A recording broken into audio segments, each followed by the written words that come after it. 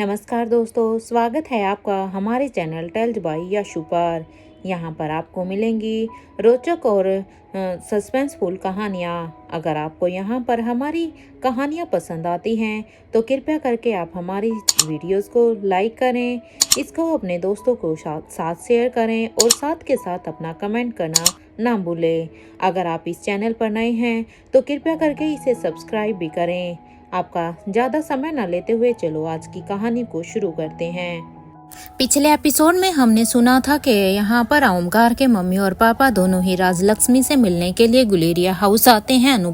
यहाँ पर अनुपम गुलेरिया उन्हें झूठ बोलते हुए कहते हैं कि बेटा प्लीज हमें जल्द से जल्द बता दो, क्योंकि जिस इंसान का वो डीएनए था, जिस इंसान का वो डीएनए रिपोर्ट था वो एक ऐसा इंसान है जिसको ब्लड कैंसर है, इसलिए उन्हें ट्रीटमेंट की जल्द जरूरत है ताकि उसे पता चले कि ये दूसरा डीएनए जो है वो उसके बेटे का है या नहीं, ताकि वो उसका बेटा उसको बोन मैरो में हेल्प करके उसे बचा सके। अनुपम गुलेरिया सीधे सीधे ही ये झूठ बोल देते हैं, जिससे राजलक्ष्मी उनसे सुबह तक का टाइम मांगती है। और अब राजलक्ष्मी सोचती है कि क्या उन्हें अनिका को ये सब बता देना चाहिए या नहीं।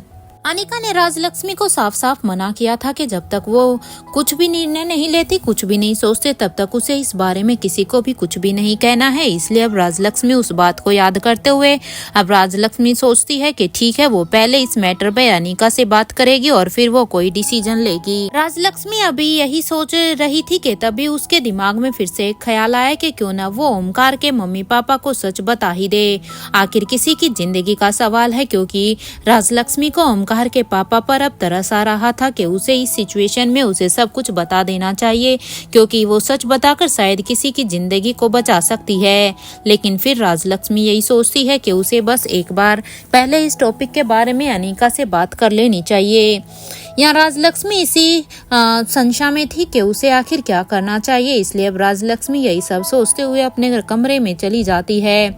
वो यहाँ पर आने के बाद भी बस यही सब सोच रही थी, तो वहीं दूसरी तरफ पेरिस में रोहित के पैलेस में अनिका एक गहरी नींद लेकर उठी ही थी, क्योंकि इतने लंबे ऑपरेशन के बाद अनिका सो गई थी। अब वो उठ चुकी है। अनिका को देखकर अब ऐसा लग रहा था कि उसकी इतने दिनों की थकान इस नींद के बाद एकदम से ही उतर गई थी। अनिका अब अपने रूम में अपनी नजरें दौड़ाकर देखती हैं कि आखिर रोहित कहाँ पर है। अनिका उठते ही रोहित को अपने चारों तरफ देखती है, लेकिन उसे कहीं पर भी रोहित वहां पर अपने कमरे में दिखाई नहीं देता। अनिका अब जल्दी से अपने बेड से उठकर अब अपने कबर्ड से कपड़े निकालती है और फिर वो पहले शावर लेने के बारे में सोचती है कि उसे पहले शावर ले लेना चाहिए, उसके बाद ही उसे मिस्टर मारवा को ढूंढना चाहिए। इसलिए अनिका अब शावर लेने के लिए चली जाती है। कुछ ही देर के बाद जब अनिका शावर लेकर वापिस से बाहर आती है तो वो मिरर के पास खड़ी होकर अब वो रेडी होने लगती है। पूरी तरह से तैयार होकर अनिका अपने रूम से बाहर जा ही रही थी कि तभी उसके फोन पर अब रिंग बजनी स्टार्ट हो जाती है। अनिका जैसे ही अब अपने फोन की तरफ देखती है तो उस पर रिया का नंबर फ्लैश हो रहा था। अनिका ने जैसे ही अब रिया का नंबर देखा तो अनिका ने अब जल्दी से ही उसका फोन उठाया और सामने से अब रिया की अचानक से ही आवाज आती है, मम्मा अगर आप उठ गए हैं तो आप जल्दी से नीचे आ जाओ। ये कहते हुए ही अब रिया जल्दी से ही फोन को कनेक्ट कर देती है। इधर अनिका अपने कमरे में फोन पर हेलो रिया ही कहती ही रह जाती है, क्योंकि रिया ने उससे आगे अपनी मॉम की कोई भी बात नहीं सुनी थी। रिया के ऐसे बिहेव पर अब अनिका को थोड़ा अजीब भी लग रहा था कि आखिर ऐसी कौन सी हड़बड़ी है जो रिया ने उसे ऐसे कहा है। एक पल के लिए तो अनिका घबरा जाती है कि कहीं रिया किसी मुसीबत में तो नहीं है जो उसने उसे नीचे बुलाया है। लेकिन अनिका अब अपने फोन को लेकर इसलिए अब हड़बड़ाती हुई जल्दी से अब अपने रूम से बाहर निकलकर नीचे की तरफ जाने लगती है, क्योंकि अब वो जल्द से जल्द बस रिया के पास पहुंचना चाहती थी कि कहीं रिया को तो कुछ नहीं हो गया। अब अनिका जैसे ही नीचे पहुंचती है तो उसके कानों में बहुत सारी तालियों का शोर एक साथ से सुनाई देता है। हॉल में वहां पर सभी लोग पहले से ही एकत्रित हो चुके थे। सभी वहां पर खड़े हुए अब वो सभी लोग अनिका के लिए अब तालियां बजा रहे थे। अनिका ने जब ये देखा तो उसे ऐसा लग रहा था कि वो कोई सुपर वुमेन हो। हालांकि अनिका जब नीचे आई थी तो वो रिया को लेकर बहुत ही घबराई हुई थी, लेकिन अब नीचे का नजारा देखकर अब अनिका समझ जाती है कि ये रिया की एक चाल थी और अब उसे थोड़ा सा सुकून भी होता है ये सोचकर कि हाँ रिया बिल्कुल पूरी तरह से ठीक है। और अब उसने अपना एक मिशन पूरा किया है। अनिका के पास बड़ी रानी अब बड़े ही प्राउडली उसके पास आती है और अचानक से अनिका को अब गले लगा लेती है। बड़ी रानी का ये ऐसा व्यवहार देखकर अनिका एक पल से हैरान हो जाती है, क्योंकि अनिका को अब तक ऐसे लग रहा था जैसे बड़ी रानी तो उससे बात भी करना नहीं चाहती, इवन वो तो उसकी शक्ल भी देखना शायद पसंद ना करती हो। लेकिन आज बड़ी रानी ने आगे से आके अनिका को गले लगा लिया था और अब बड़ी रानी अनिका को गले लगाते हुए ही कहती है, very well done, you did a good job. बड़ी रानी के मुंह से अपने लिए ये तारीफ सुनकर अब अनिका के लिए बहुत ही बड़ी बात थी, क्योंकि अनिका ने तो ये कभी सपने में भी नहीं सोचा था कि बड़ी रानी भी कभी अनिका के लिए ऐसे शब्दों का यूज कर सकती है। क्योंकि अनिका ने आज तक देखा था कि रोहित और अनिका दोनों के बीच में बड़ी रानी का बड़ा ही भेदभाव होता था। बड़ी रानी रोहित से जितना ही प्यार से बात करती थी, वो अनिका से उतना ही रूखे स्वभाव से बात करती थी। इसलिए अनिका के लिए आज ये एक बहुत ही बड़ी बात थी कि आज बड़ी रानी उसे सामने से गले लगा रही हैं। अनिका ने अब बड़ी रानी से कहा कि मैं एक डॉक्टर हूँ बड़ी रानी, और मैंने जो किया वो सब मेरा एक फर्ज था। अनिका की ये बात सुनकर अब बड़ी रानी उसके सिर पर अब हाथ रखते हुए कहती है कि गॉड ब्लेस यू। ये कहते हुए ही अब बड़ी रानी उसे अपनी दुआएं देती है और अब बड़ी रानी उसे गले मिलने के बाद और उसे दुआएं देने के बाद अब वो भी साइड में जाकर खड़ी हो जाती है। वहीं अब कविन आलिशा भी अब अनिका के पास आती है और अब अनिका से कहती है, थैंक यू अनिका। ये कहते हुए ही अब कविन आलिशा कहती है कि क्या तुम मुझे बता सकती हो कि वो अब कब वार्ड से यहाँ पर बाहर आ सकती है। कविन आलिशा की ये बात सुनकर अब अनिका कहती है, वो बाहर तो कल ही आ सकती है, लेकिन उन्हें अभी कुछ समय के लिए व्हीलचेयर का सहारा लेना होगा, क्योंकि पहले की तरह चलने के लिए उन्हें थोड़ा सा वक्त लगेगा, क्योंकि अभी बस उनका ऑपरेशन हुआ है और कुछ ट्रीटमेंट हुआ है। लेकिन उन्हें अपने पैरों पर खड़ा होने के लिए उन्हें अब थोड़ी सी एक्सरसाइज जो उनके लिए जरूरी है इसीलिए उन्हें थोड़ा सा समय लग जाएगा। सभी अब एक एक करके अनिका से मिलते हैं। अब करण गुलेरिया और रोहित मारवा दोनों ही अब अपनी आंखों में ही अनिका के लिए प्राउड फील करते हैं, क्योंकि जब अनिका ने अपने पापा करण गुलेरिया और रोहित की तरफ देखा तो उन दोनों की ही आंखों में उसे अपने लिए काफी प्राउड फील हो रहा था। करण गुलेरिया अब सभी से ही कहते हैं कि मेरे ख्याल से अब हमें खाना खा लेना चाहिए, क्योंकि आज सच में ही बहुत बड़ा खुशी का दिन है। करण गुलेरिया की ये बात सुनकर अब अनिका भी कहती है, हाँ भूख तो पापा मुझे भी बहुत ही लगी है। आज करण गुलेरिया अनिका और रोहित के साथ ही बैठकर खाना खा रहे थे, तो वहीं दूसरी तरफ सभी एक दूसरे के साथ बैठकर अपना मील एंजॉय कर रहे थे। रिया ने अब करण गुलेरिया से कहा कि नानू आप कब मुझे स्टोरी सुनाएंगे। रिया की ये बात सुनकर अब करण कहते हैं, बेटा एक बार आपकी बड़ी मामी हमारे साथ आ जाए तो फिर आपके नानू आपको अपनी लव स्टोरी सुनाएंगे। क्योंकि रिया भी बस इसी दिन का ही इंतजार कर रही थी कि कब उनकी बड़ी मामी ठीक होएगी और उनके ठीक होने के बाद ही वो अपने नानू से उनकी लव स्टोरी सुन पाएंगे, क्योंकि ये लव स्टोरी का आइडिया अनिका ने खुद ही रिया के दिमाग में डाला था। अपने नानू की ये बात सुनकर अब रिया खुशी से ही अब सबको कहने लग जाती है कि ये मुझे मेरे नानू की लव स्टोरी सुनने को मिलेगी और वो जल्द ही मुझे मेरी नानी के बारे में बताएंगे। और अब वो सबसे ही कहती है कि हम सब कल रात टेरेस पर मिलेंगे और नानू की स्टोरी हम वहीं टेरेस पर ही सुनेंगे। ये कहते हुए ही अब रिया काफी खुश होती है और एंजॉय करती है और अब वो कहती है कि आप सभी मेरे हैंडसम नानू और मेरी ब्यूटीफुल नानी की लव स्टोरी सुनने के लिए जरूर आना, क्योंकि मुझे तो बड़ा ही मजा आने वाला है, आप लोग भी देख लेना। रिया की इतनी ड्रामेटिक बातें सुनकर तो वहां पर बैठे हुए अभी सभी लोग हंसने लग जाते हैं। सभी के ही चेहरे पर एक स्माइल आ जाती है, क्योंकि जितनी एक्साइटेड यहाँ पर रिया हो रही थी अपने नाना और अपनी नानी की लव स्टोरी को जानने के लिए, उतना तो शायद वहाँ पे और कोई भी नहीं लग रहा था। थोड़ी ही देर तक अपना मील फिनिश करने के बाद अब अनिका रोहित से कहती है कि बच्चों के रूम में चलें। अनिका की बात का जवाब देते हुए अब रोहित भी कहता है, हाँ बस थोड़ी देर बाद चलते हैं। रोहित की ये बात सुनकर अब अनिका हैरान जरूर होती है कि आखिर रोहित थोड़ी देर के बाद क्यों कह रहा है, लेकिन अब वो कुछ कहती नहीं। और फिर सभी लोग अब अपना मील पूरा फिनिश करने के बाद अब अपने अपने रूम में चले जाते हैं। इधर प्रिंसेस लतिका आकाश से कहती है, आप हमें इंडिया की स्टोरी सुनाइए ना अंकल।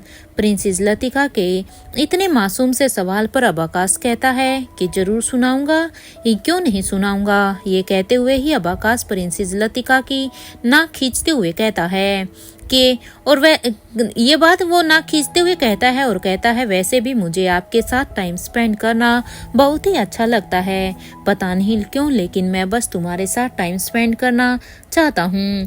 आकाश की ये बात सुनकर अब रिया कहती है मामू क्या आपको मेरे साथ अच्छा नहीं लगता जो आप बस मेरी फ्रेंड के साथ ही टाइम स्पेंड करना चाहते हैं। रिया ने ये सब बात एक जेलिसी में कह दिए थे क्योंकि रिया को भी अच्छा नहीं लगा कि उसके मामू बस प्रिंसेस लतिका के साथ टाइम स्पेंड करना चाहते हैं। रिया की ये बात सुनकर अब आकाश के चेहरे पर भी एक स्माइल आ जाती है और अब आकाश रिया की बात को अच्छे से समझ रहा था। अब वो रिया से कहता है ऐसा कभी हो सकता है कि मुझे आपके साथ अच्छा ना लगे, मुझे आपके साथ भी बहुत ही अच्छा लगता है और मुझे प्रिंसेस लतिका के साथ भी बात करते हुए बहुत ही अच्छा लगता है। अब तक आकाश रिया और प्रिंसेस लतिका दोनों ने ही अब आकाश का हाथ पकड़ लिया था और अब वो दोनों साथ में ही पूछने लगी कि अब बताइए आपको किसके साथ ज्यादा अच्छा लगता है, क्योंकि अब दोनों ही फ्रेंड को कुछ पल के लिए अब एक दूसरे से जेलेसी हो रही थी क्योंकि आकाश गुलेरिया ने काफी ही कॉमन सवाल का आकाश गुलेरिया ने काफी ही कॉमन आंसर दिया था, इसलिए अब वो दोनों ही एक साथ अब आकाश के दोनों ही हाथों को खींचती हैं। अब आकाश को यहाँ पर डिसीजन लेना था कि आखिर वो किसको क्या बोले। आकाश की ये हालत देखकर तो अब वहाँ पर खड़े सभी के चेहरे पर भी एक स्माइल आ गई थी क्योंकि आकाश अपनी ही बात के ऊपर फंस गया था क्योंकि दोनों ही लड़कियों ने आकाश को दोनों तरफ से ही खींच लिया था। अब तक तो सभी अब आकाश के आंसर का ही वेट करने लगे थे कि आखिर अब आकाश इस मैटर को कैसे सुलझाएगा कि उसे किसके साथ टाइम स्पेंड करना अच्छा लगता है, क्योंकि एक साइड जहाँ पर रिया थी जिसे आकाश कभी भी नाराज नहीं कर सकता था तो वहीं प्रिंसेस लतिका थी जिसके साथ आकाश गुलेरिया का क्या कनेक्शन था खुद आकाश गुलेरिया भी नहीं जानता था, लेकिन उसे सच में प्रिंसेस लतिका के साथ टाइम स्पेंड करना बहुत ही अच्छा लगता था और इसीलिए ही उसके मुंह से अपने दिल की बातें निकल गई। और सबसे ज्यादा तो अब यहाँ पर मयूर गुलेरिया उसके आंसर का इंतजार कर रहा था। अब मयूर गुलेरिया रिया और प्रिंसेस लतिका को कहता है कि जब तक तुम दोनों को आकाश की तरफ से जवाब ना मिले तब तक अपने आकाश अंकल को छोड़ना मत, उसे बस ऐसे ही पकड़ कर रखना, क्योंकि आकाश की इस सिचुएशन पर अब मयूर गुलेरिया को भी बहुत ही मजा आ रहा था। मयूर की इस बात पर अब आकाश उसे घूर घूर कर देखने लगता है कि आकाश अब अपनी आंखों से ही इशारा करता है कि एक बार मुझे इस मैटर से सुलझने दे, उसके बाद तो तुझे मैं मजा चखाता हूँ। रोहित और अनिका दोनों ही वहां से अब अपने रूम की तरफ जाने लगते हैं तो वहीं आकाश कहता है कि अगर आप दोनों मुझे अभी छोड़ देंगे ना तो मैं आप दोनों को एक प्रिंसेस की स्टोरी सुनाऊंगा, क्योंकि अगर आप ऐसे ही मुझे पकड़े रहोगे तो फिर तो मैं कुछ भी नहीं कर सकता ना कि आखिर किस तरह से वो प्रिंसेस चॉकलेट वर्ल्ड में पहुंच गई थी। कि आप दोनों को उस प्रिंसेस की स्टोरी सुननी है और उसके चॉकलेट वर्ल्ड की भी। आकाश की ये बात सुनकर तो अब रिया और प्रिंसेस लतिका दोनों ने ही अब बड़ी बड़ी आंखों से बस आकाश को ही देख रही थी कि तभी रिया ने कहा वाओ मामू जल्दी चलिए, मैं तो सुपर एक्साइटेड हूँ इस स्टोरी को सुनने के लिए, अब मैं और ज्यादा इंतजार नहीं कर सकती।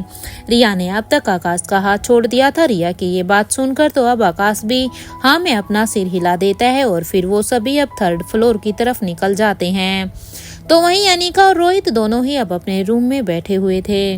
रोहित ने अब अनिका से कहा अनिका क्या तुम्हें याद है मेरे बर्थडे से पहले जब हम दोनों यहाँ पर आए हुए थे तो एनी एक लिक्विड पर काम कर रही थी, मैंने तुम्हें उस लिक्विड को एग्जामिन करने के लिए बोला था। रोहित की ये बात सुनकर अब अनिका भी हाँ में अपना सिर हिला देती है और फिर अब वो रोहित से पूछती है कि क्या आया है रिपोर्ट में। रोहित अब अपनी बात को आगे बढ़ाते हुए कहता है कि ये एक वायरस था जो कि एक लिक्विड फॉर्म में था और ये इतना खतरनाक था कि इस वायरस को किसी की भी बॉडी में इंजेक्ट करने की भी जरूरत नहीं है। अगर किसी ने पानी में मिलाकर भी इस वायरस को किसी भी इंसान को दे दिया तो वो इंसान जानवर के ऊपर अगर इस वायरस को पानी में मिलाकर डाल भी दिया जाए तो वो इंसान वहीं पर ही कुछ देर के लिए वहीं पर ही फ्रीज हो जाएगा और सिर्फ कुछ ही सेकंड में उस इंसान के अंदर 10 हड्डियों की ताकत आ जाएगी। रोहित की ये बात सुनकर अब अनिका फटी हुई आंखों से उसे ही देखती है और फिर कहती है, क्या ये वायरस बनकर तैयार हो गया है मिस्टर मारवा? अनिका के सवाल का जवाब देते हुए अब रोहित कहता है कि जब एनी को ये लिक्विड मिला था तब तक तो नहीं, लेकिन अभी हम कुछ भी नहीं कर सकते हैं क्योंकि मुझे लगता है कि अब तक तो शायद वो लोग इसका ह्यूमन ट्रायल भी शायद शुरू कर चुके होंगे या करने वाले होंगे।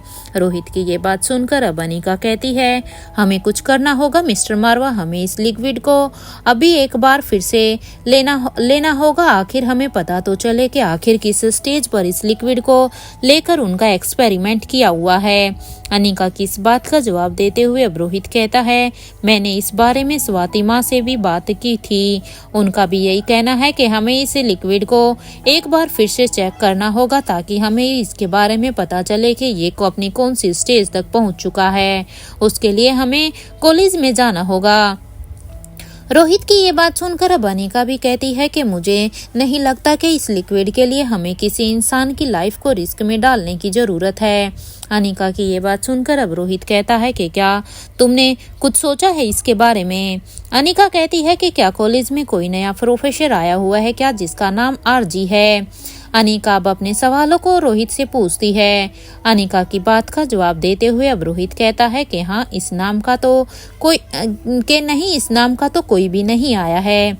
एक्चुअली जब एनी ने हमें ये बताया था कि उनके किसी बॉस का नाम राजीव आरजी है तो मैंने कॉलेज की पूरी ही लिस्ट चेक कर ली थी क्योंकि एनी ने मुझे इसके बारे में पहले ही बता दिया था, तब मैं यहाँ पर आया था। कोई भी इस नाम का नहीं है, लेकिन हाँ, कोई राकेश दीक्षित है जो उस पुराने एचओडी की पोस्ट पर आया हुआ है। अनिका और रोहित अब एक दूसरे से बात ही कर रहे थे कि तभी अनिका को कुछ याद आया। अनिका अब जल्दी से अपने बेड से उठकर अब अपने ड्रॉर के पास जाकर उसे खोलकर कुछ ढूंढने लगती है। यहाँ रोहित अब अनिका को ऐसे कुछ ढूंढते हुए ही देख रहा था और वो मन में ही सोचता है कि आखिर अनिका क्या ढूंढ रही है। अब रोहित अनिका से पूछता है, क्या हुआ है, तुम कुछ ढूंढ रही हो क्या? रोहित के इस सवाल का जवाब देते हुए अनिका कहती है कि मैं तो वो पेपर ढूंढ रही हूँ जो भूमिका को उस पेन में मिला था। शायद उस पेपर से हमें कोई क्लू मिल जाए क्योंकि उसके ऊपर भी तो हमने अभी तक काम नहीं किया है। अनिका की ये बात सुनकर अब रोहित भी हाँ में अपना सिर हिला देता है। अब तक अनिका को भी वो पेपर उस ड्रॉर में मिल जाता है जो वो ढूंढ रही थी और फिर वो उस पेपर को अपने हाथ में रखकर अब अनिका अपनी बालकनी में जाकर खड़ी हो जाती है और अब वो अपने सामने एक पेड़ पर बैठे हुए पंछी को ही बड़े ही गौर से देख रही थी। वो शायद अपने आंखों के इशारे से उस पंछी से बात कर रही थी। जब उस पंछी ने अनिका को देखा तो वो भी जल्दी से अब अनिका की बालकनी की रेलिंग पर बैठ जाता है और वो अनिका की आंखों में ही देख रहा था। यहाँ अनिका उस पेपर को फोल्ड करके उस पंछी के पंजे में फंसा देती है और अब वो उस पंछी से कहती है कि जाओ तुम उनके पास और मुझे इसका जवाब देना। पंछी अब अनिका का मैसेज लेकर आसमान में उड़ जाता है। वहां दूसरी तरफ अपनी गुफा में बैठकर अब स्वाति भी इसी सोच में थी कि जिस इंसान पर कभी मुझे भी शक नहीं हुआ था, आखिर रोहित को उन पर शक कैसे हुआ और रोहित ने उन्हें कैसे किडनैप किया। क्योंकि स्वाति मल्होत्रा भी अपनी गुफा में यही सोच रही थी कि जिन लोगों को रोहित मारवा ने किडनैप किया है उनके बारे में तो कभी स्वाति मल्होत्रा को भी शक नहीं हुआ था, तो आखिर रोहित ने किस बेस पे उनके ऊपर शक किया और उन्हें किडनैप भी कर लिया। स्वाति मल्होत्रा अपने मन में ही सोचती है कि क्या मुझे एक बार उनसे मिलना चाहिए और क्या किंग जानते हैं कि रोहित ने उन्हें किडनैप किया हुआ है, वो भी 6 साल पहले। 6 साल से क्या किंग जानते हैं उनका सच? स्वाति मल्होत्रा अभी अपने इन्हीं ख्यालों में ही थी कि तभी स्वाति मल्होत्रा कहती है, मुझे एक बार तो उनसे मिलने जाना ही चाहिए। ये सोचते हुए ही अब स्वाति अपनी गुफा से बाहर आ जाती है और अब वो अपने गरुड़ को देखकर उसे कहती है कि उनके पास जाओ और उनसे पूछो कि क्या वो जानते हैं कि आखिर रोहित ने किसे किडनैप किया है। स्वाति की ये बात सुनकर अब गरुड़ भी अपनी उड़ान भरने लगता है। स्वाति अब अपनी गुफा में जाने ही वाली थी कि तभी एक पंछी स्वाति के सामने आ गया। जब स्वाति ने उस पंछी की आंखों में देखा तो उसे अनिका का मैसेज मिल गया था कि वो उसके लिए कोई मैसेज लेकर आया है। स्वाति ने अब उस पंछी के पंजे में फंसे हुए उस पेपर को निकाला और फिर वो उस पंछी को कहती है, तुम यहाँ रुको और पानी पी लो और जो खाना है वो भी खा लो, मैं बस थोड़ी ही देर में यहाँ पर आती हूँ वापिस। स्वाति मल्होत्रा की इस बात पर वो पंछी भी अपनी पलकों को झपका देता है और यहाँ स्वाति मल्होत्रा अब अपनी गुफा के अंदर चली जाती है। अपनी गुफा में जाने के बाद अब स्वाति मल्होत्रा उस पेपर को अनफोल्ड करके बड़े ही ध्यान से अब उस पेपर को देखने लगती है। पहले तो स्वाति ने फायर लाइट में उन पेपर को देखने की कोशिश की कि शायद उससे कुछ पता चल जाए, लेकिन स्वाति को उसमें इससे कुछ भी दिखाई नहीं दिया। फिर अब स्वाति मल्होत्रा ने सनलाइट में देखने की कोशिश की तो उसे उसमें कुछ नहीं दिखता। स्वाति अब यही सोच रही थी, तभी उसके दिमाग में एक बात आई कि क्यों ना मैं इसे लेजर लाइट में देखूं, शायद कुछ पता चल जाए। इसलिए स्वाति मल्होत्रा अब अंदर से एक पेन लेकर आती है जिसमें से एक लेजर लाइट आ रही थी। स्वाति ने उस लाइट को पेपर की तरफ कर दिया तो स्वाति को उसमें अब सब कुछ दिखने लगा था। स्वाति अब धीरे धीरे उस लाइट की मदद से उस पेपर में छुपे हुए हिडन मैसेज को पढ़ने लगती है। वहीं दूसरी तरफ अब तक बूढ़े किंग के पैलेस में वो गरुड़ जिसे स्वाति मल्होत्रा ने भेजा था वो उड़कर अब बूढ़े किंग की विंडो के पास आकर बैठ जाता है। जब किंग ने गरुड़ की आंखों में देखा तो किंग को भी स्वाति मल्होत्रा का अब सवाल मिल गया था और अब फिर किंग एक गहरी सोच में चले जाते हैं कि आखिर किस तरह से रोहित को उनका सच पता चला होगा और आखिर किस तरह से रोहित ने उन्हें किडनैप किया होगा, क्योंकि किंग को भी अभी इस बारे में शायद नहीं पता था। अब किंग अपने मन में ही सोचते हैं कि मेरी नज़र तो हमेशा से ही रोहित पर ही रहती है, फिर ये बात मेरी नज़रों के सामने क्यों नहीं आई। वो जब लंदन गया था तो वो काफ़ी जख्मी भी था उस समय, क्योंकि उसने शक्तिशाली गैंडे के साथ फाइट की थी और वो बैंक में बॉम्ब ब्लास्ट जब हुआ था तो उसकी वजह से वो बहुत ही जख्मी भी था।